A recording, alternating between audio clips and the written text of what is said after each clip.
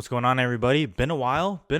It's been a week actually, but I am back to talk about arguably the first real Oscar contender of the year, at least that has been released publicly. Of course, we are talking about Ben Affleck's Air, the story of Nike pursuing Michael Jordan to sign with them. Now, if you know me at all, which hopefully you guys do at this point, this movie just touches me all over.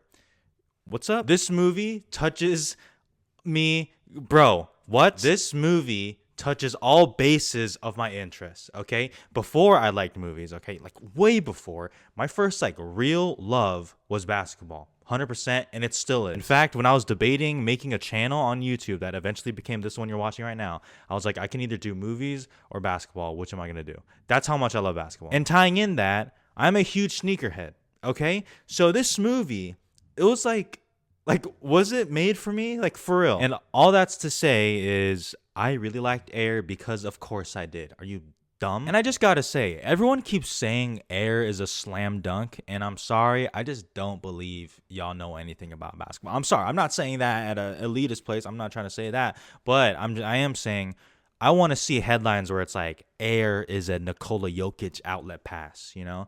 Air is a Steph Curry half-court buzzer beater. I want to see headlines like that. This movie's great. It's so entertaining. I mean, this is the kind of movie that truly does feel like it was made back then. And I think I have to reconcile with the fact that I am like my dad now. Like, I loved Top Gun Maverick last year. I love Air.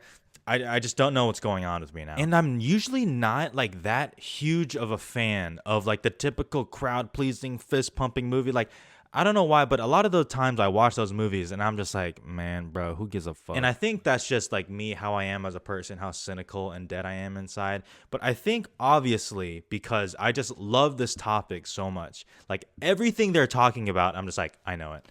I know what you mean.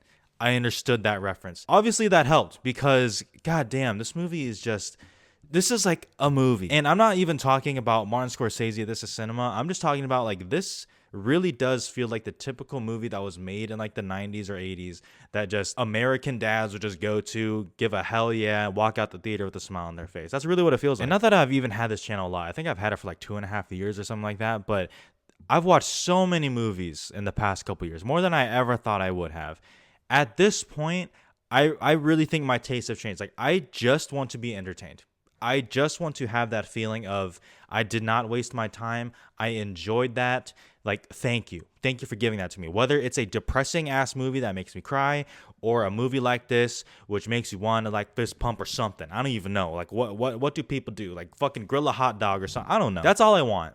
And if you give that to me, usually I'm just going to give you a pass. I'm just going to slap a 3-star on you and you're on your way. But this one does a little bit more.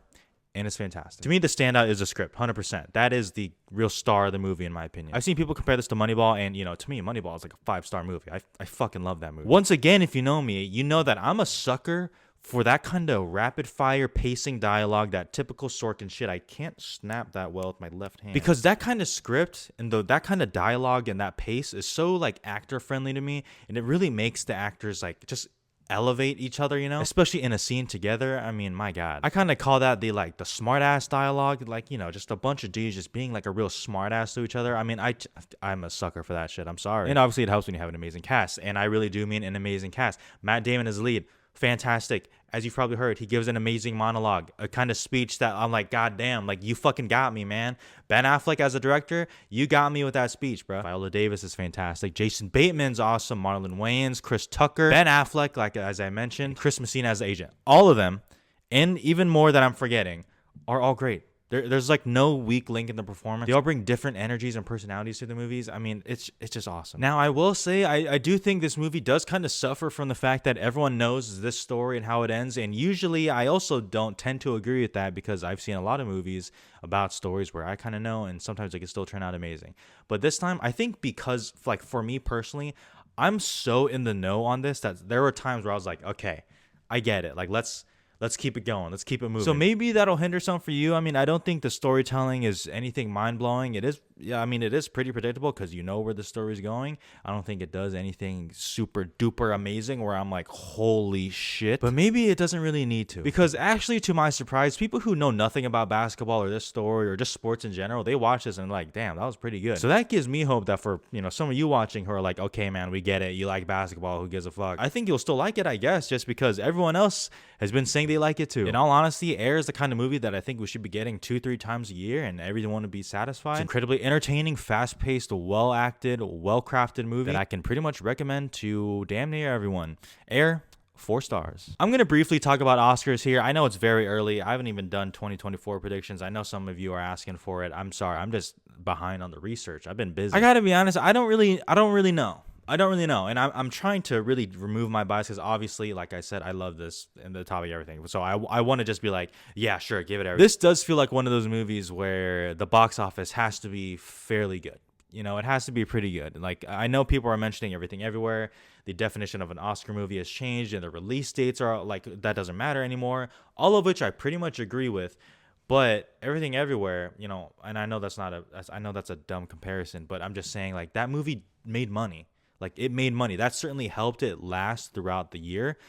I do need to see Air's box office for this. I'm wondering if Amazon really sees this as an Oscar play or if this is just strictly a commercial play. I mean, if we're talking real prospects, I mean, I'd throw in the screenplay. And off the top of my head, I don't know if this is original or adapted, if this was like written into a book that I don't remember. So let me know in the comments. But screenplay for sure. The acting is all going to be tough. You know, I don't really see it.